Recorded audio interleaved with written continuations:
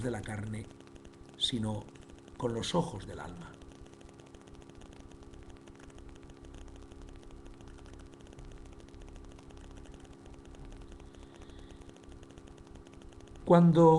Cuanto mayor en edad, decía Agustín, cuanto mayor en edad, más torpe en vanidad. Lo corruptible es peor que lo que no lo es. Lo que no sufre mutación alguna es mejor que lo que puede sufrirla. En la oscuridad de las tinieblas, Agustín vivía una especie de materialismo teológico. Pensaba, siendo Dios el creador de todo, buscaba la causa del mal. ¿Cuál es? Si Dios ha creado al hombre y al mundo, y Dios es bueno y lo ha creado todo bueno, ¿cuál es la causa del mal? Sabía Agustín que la causa del mal es el libre albedrío del hombre, su libertad, pero no alcanzaba a comprenderlo. Dios es esencialmente incorruptible, infinita bondad, que todo lo hizo bueno. ¿De dónde proviene entonces el mal?, se preguntaba. Abandona la astrología y las predicciones del futuro por falsas o casuales.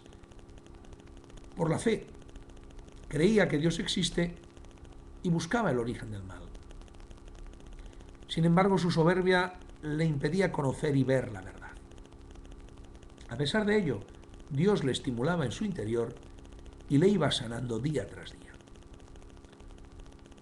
La lectura de los libros neoplatónicos le acerca la idea de logos, que en griego significa palabra, verdad.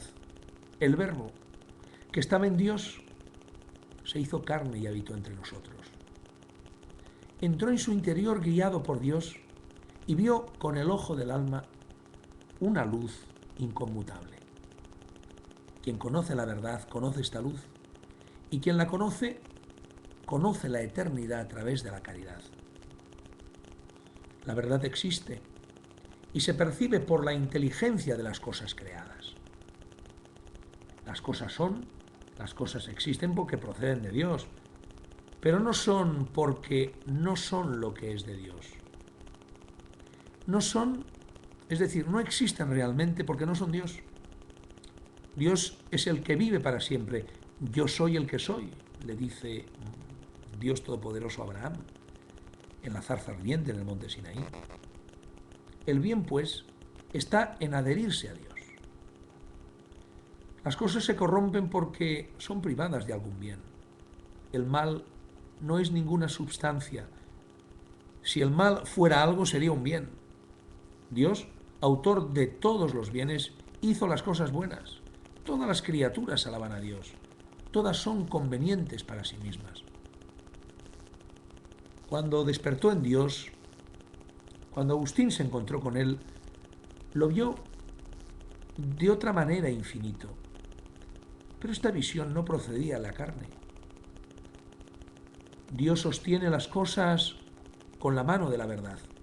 Las cosas que existen son verdaderas en cuanto son, en cuanto existen. En cambio, la falsedad es tener por ser lo que no es.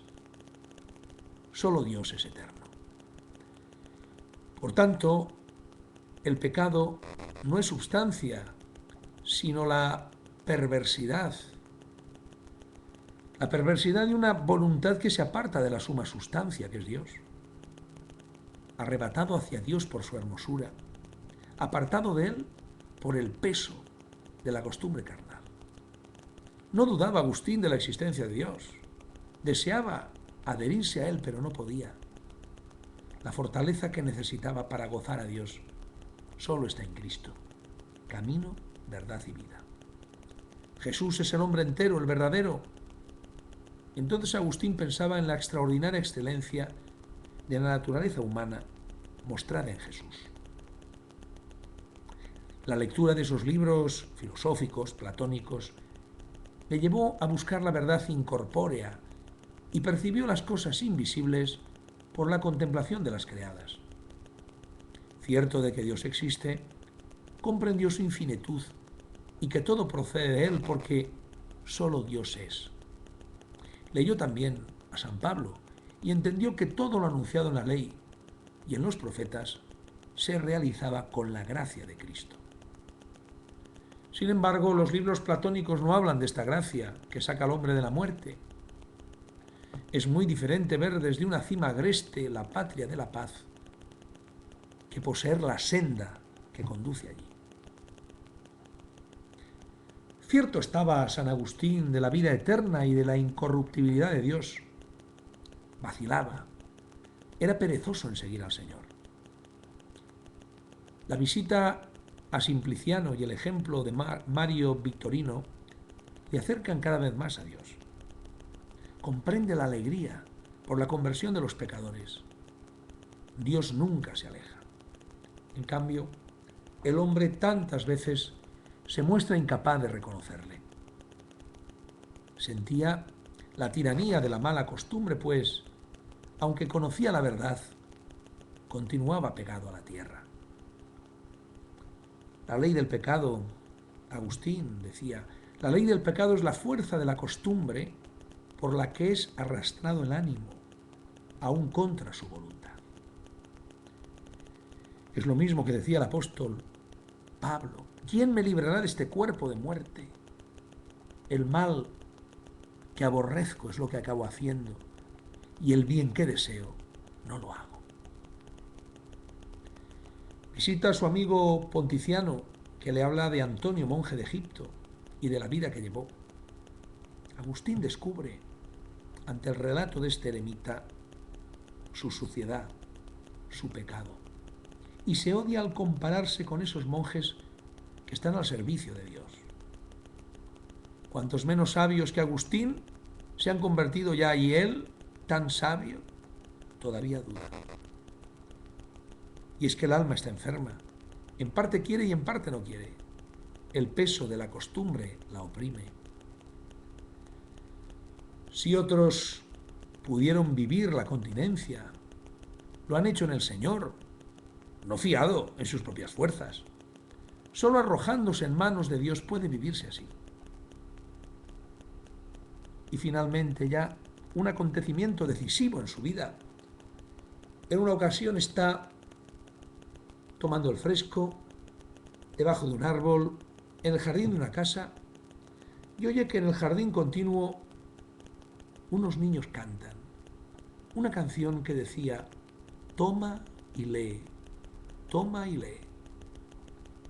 Se sintió movido por estas palabras de esta canción infantil. Abrió por azar los escritos de San Pablo y encontró: nada de comilonas, revestíos de nuestro Señor Jesucristo. Entonces se disiparon las tinieblas de sus dudas. Mónica se llenó de alegría por la deseada conversión de su hijo. Y es que la gracia de Dios transforma el corazón, sustituyendo las delicias y los placeres carnales por otros más duraderos, los de Dios. Renuncia entonces Agustín a la cátedra de retórica y va a Casiciaco. Dios es, en sumo grado, el mismo, porque no se muda, y en él se halla el descanso que hace olvidar todos los trabajos. Agustín todavía no había recibido el bautismo y le intranquilizan sus antiguos pecados, que todavía no le habían sido perdonados. Ambrosio, como preparación al bautismo, le propone leer los escritos del profeta Isaías. Finalmente, Agustín, a Deodato, su hijo, y Alipio son bautizados. Llora con los himnos de la Iglesia que penetran en su interior encendiendo el afecto de la piedad. Mónica, su madre, le parió en la carne para que naciera la luz temporal y en su corazón a la eterna. Mónica toleró la infidelidad del esposo esperando que la misericordia de Dios vendría sobre él. Tratándole con mansedumbre y pacífica, en todo se acreditó Mónica como la perfecta casada. En la ciudad de Ostia, que es el puerto de la ciudad de Roma, preparándose para partir hacia África, hablan madre e hijo de la vida eterna. Cualquier deleite carnal, por grande que sea, no puede compararse con la eterna felicidad de los santos. Mónica, viendo a su hijo ya cristiano, no desea más que encontrarse con el Señor al que tanto ama. Poco antes de morir le ruega: da lo mismo en donde me sepultéis, aquí o en cualquier sitio. Solo os pido que os acordéis de mí ante el altar del Señor, donde quiera que estéis. Así es. Una lágrima por un difunto se evapora. Una flor sobre su tumba se marchita, pero una oración por su alma la recoge Dios. La muerte de la madre produjo en Agustín un fuerte dolor.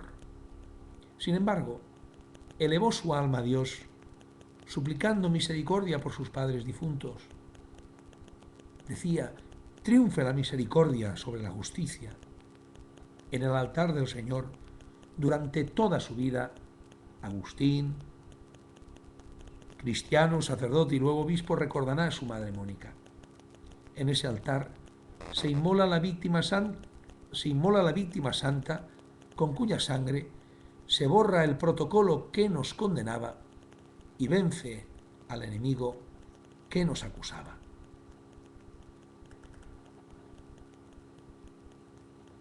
Agustín, el gran San Agustín, nos ha mostrado, en las confesiones nos va mostrando el interior de su corazón. Todas esas emociones interiores que fueron guiando su vida desde la lejanía al encuentro con el Señor. Agustín, a pesar de sus pecados, de sus dudas, a pesar de su soberbia, a pesar de su pecado tan arraigado en su voluntad, siempre tuvo el deseo de conocer la verdad. Y ese deseo de conocer la verdad le salvó. Jesús nos dice: si me amáis, conoceréis la verdad, y la verdad os hará libres. Y luego el Señor, en una discusión con los fariseos, cuando le decían: nosotros somos hijos de Abraham y no somos esclavos de nadie, el Señor contesta: en verdad os digo, el que comete pecado es un esclavo. Dice el apóstol Pablo: Dios, rico en misericordia, por el gran amor con que nos amó, estando nosotros muertos por el pecado, nos ha hecho vivir por Cristo. Por pura gracia estáis salvados. Nos ha resucitado con Cristo y nos ha sentado en el cielo con Él. Pidamos, pues, hermanos, la intercesión de San Agustín, porque nosotros somos ese pueblo dinámico que está en marcha hacia la tierra prometida. La vida, nuestra existencia, el mundo, es ese desierto donde resuena la voz de Juan el Bautista: preparad un camino al Señor. ¿Verdaderamente lo preparamos como lo preparó Agustín? También en nuestro interior mantenemos vivo el amor a la verdad. Estamos convencidos de que el Dios creador, bueno y misericordioso, nos amó a tanto que envió a su Hijo al mundo, para que todo el que cree en Él no muera, sino que tenga vida eterna. En el tiempo del Adviento recordamos que Jesucristo vino en la pobreza y en la humildad de un pesebre, que Jesucristo el Señor durante su vida mortal pasó por el mundo haciendo el bien y se rebajó hasta someterse a la muerte y una muerte de cruz, despojándose de su rango, de su igualdad con Dios. Cristo ciertamente resucitó, pero solo se mostró a unos cuantos testigos que se convirtieron en apóstoles de esa buena noticia. Pero Cristo volverá cuando el mundo termine, y volverá con poder y gloria para juzgar a vivos y muertos, para pagar a cada uno según sus obras. Y si ciertamente Jesucristo vendrá cuando el mundo termine y resuciten los muertos, por lo que a nosotros respecta, Jesucristo vendrá a nuestra vida el día de nuestra muerte. es esa la venida personal de Cristo a mi vida. Cuando Cristo se me presente y me pida cuentas de mis pensamientos, palabras y obras, de amor a Dios y a los hermanos. ¿Estaremos preparados para esa venida? ¿Estaremos de pie ante Él o estaremos tumbados, caídos por el peso de nuestros pecados? La vida del ser humano, la vida del cristiano es esta: caer, pero levantarse, caer y levantarse, 1000 veces caer, 1000 veces levantarse. Para eso el Señor nos da el perdón de los pecados, el sacramento de la penitencia en la confesión. Y en ese caer y levantarse, a lo largo de nuestra vida, pedirle al Señor en su misericordia que cuando Él vuelva nos encuentre levantados. Que el Señor nos lo conceda, amigos. La paz de Dios, que sobrepasa todo juicio, custodie vuestros corazones y pensamientos en el conocimiento y el amor de Dios y de su Hijo Jesucristo nuestro Señor. Amén.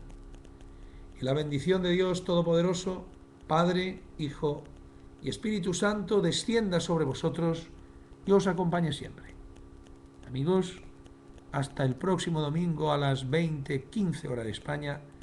Que el Señor os acompañe, que el Señor os bendiga, que el Señor os guarde, que mantenga vuestro corazón despierto y vuestros oídos atentos para preparar la venida del Señor.